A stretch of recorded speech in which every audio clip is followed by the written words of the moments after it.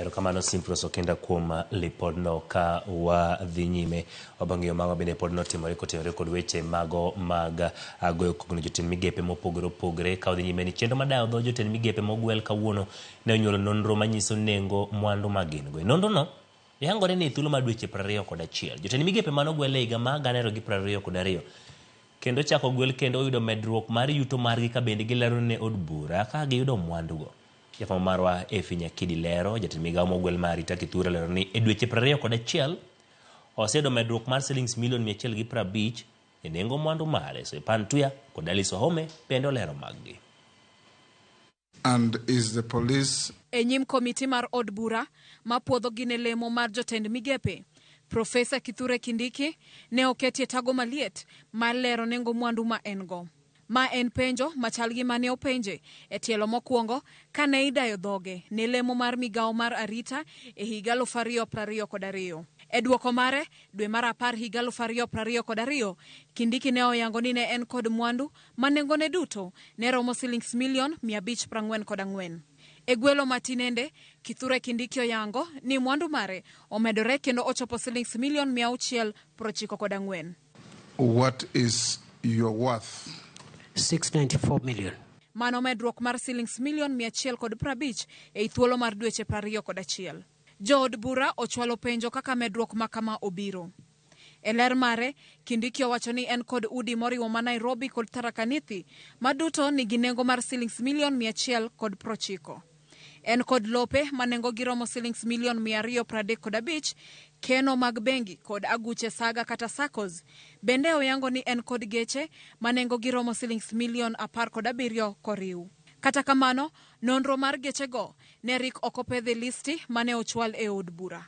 And I forgot, Mr. Speaker, when I was filling in, I forgot to add higher vehicles of about 17 million, which are not part of that report. Kindiki maeno kil Kamaloka wacho ni kambine mar okil emanyuolo ne yuto mathoth kata odoko ni en owuon sani okoti kanyo achiel kachiel. Osara mar Kindiki madwe kadwe dirom shillings 950. Kindiki owuon to mako chung motegno ni onge orak moramora ma osetimo gi sirkal. Alice Wahome nyocha ochako gwel kendo e lemo mar jatend migawo mar lowo kendo od burano odayo dhoge ka wang'ni olero ni nengo mwandu mare ochopo shillings milion 327 kipimo kod higa mar 2022 mane onyiso od bura ni mwandu ne en shillings milion 218. Manyiso ni e thuolo mar dweche 21 ma Wahome obede apis kapok ochunge tich, mwandu ne omedore gi shillings milion 109. Medruok mar nengo mwandu Wahome ka opoge dwe ka dwe duto romo milion 5.2.